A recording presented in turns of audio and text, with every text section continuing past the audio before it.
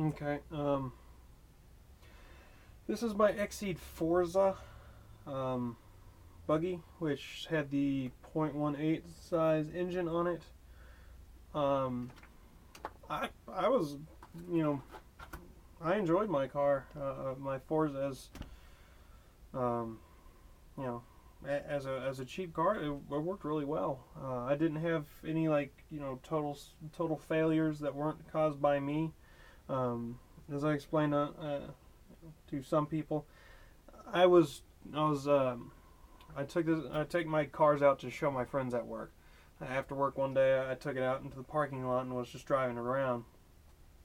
And I went full speed down a straightaway and took a right and tried to drift through it. For some reason, it just like full speed sideways slammed straight into a curb. That broke the battery pack. So the receiver lost power, and it then got locked full, steering one direction and then full speed. So it spent about a minute or so just spinning in a circle, moving all over the place. I eventually had to just kick it onto its top and then squeeze the fuel line until it cut off. I kind of jerry-rigged it because I didn't like the flip switch that it had. It was really cheap and I just didn't want to deal with it. I figured I'd replace it with just a push button. So I replaced the battery pack with one I got from Radio Shack with a 9-volt end on it. That way I could easily swap it out if need be later on. Right now it doesn't seem to want to do anything apart from the servo twitch whenever it gets turned on. I don't know what's wrong with it. It could just be the switches is dirty from sitting around for a few years. But anyway, I parked this mainly because I lost interest in nitro. I just don't care for it. Too loud, too smelly, too dirty. I'm looking this over, trying to think of any real failures. The only one I can think of off the top of my head would be the rubber for the air filter, which rubber does it. It just degraded and failed. I mean, the air filter itself seems to be perfectly fine. Maybe lost a little bit of vigor. I mean, doesn't seem to want to sponge back or spring back to regular size. But I mean, if it was on there securely, it'd probably still work. The engine ran fine. Mine held tune, pretty well. I don't know how many tanks I went through, but it all worked perfectly fine for me. Going through the tuning process and break-in. Feels a little gunky right now, but definitely still has compression. Like as far as actual battle scars, the front bumper got broken off pretty quickly. Again, my fault. Tire wear, I mainly ran this on the street because I don't have much in the way of places to bash apart from my front yard and my neighborhood.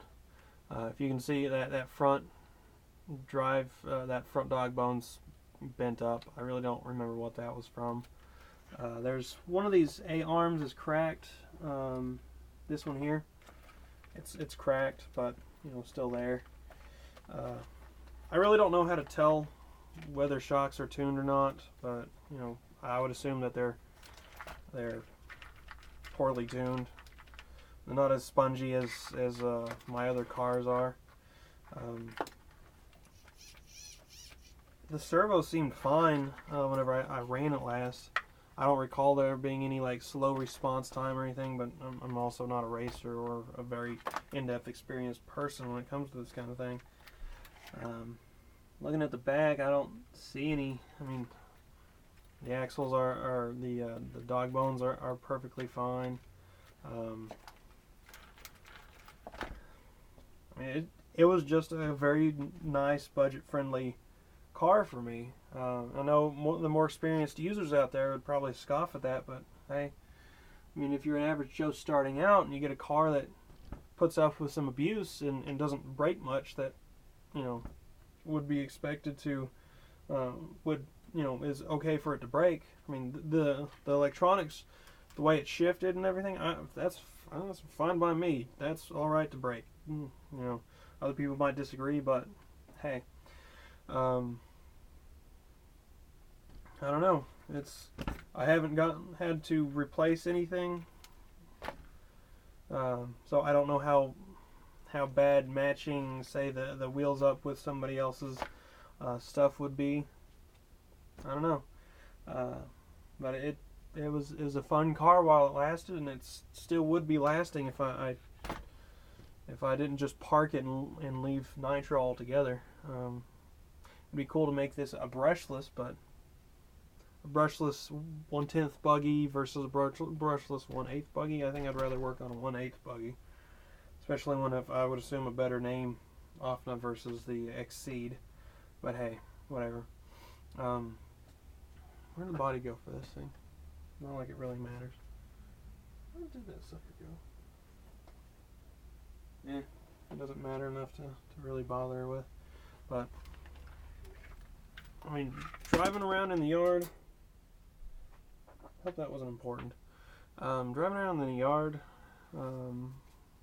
street, gravel, all that stuff. I mean, it's got a few battle scars on the bottom, but I would expect that after bottoming out and such, which is probably because these shocks are more than likely very, very, not loose, but very, very light. Not spongy enough. They don't absorb much shock. They just kind of slam. Anyway, depending on if I can clean out that switch, I may start running it again. I don't know. I'm just kind of toying around with the hobby once more. I kind of come and go as time progresses. Anyway, yeah, video on this. Again, like I said on my last video, I figured since I had my stuff out, I might as well make a video. See you guys.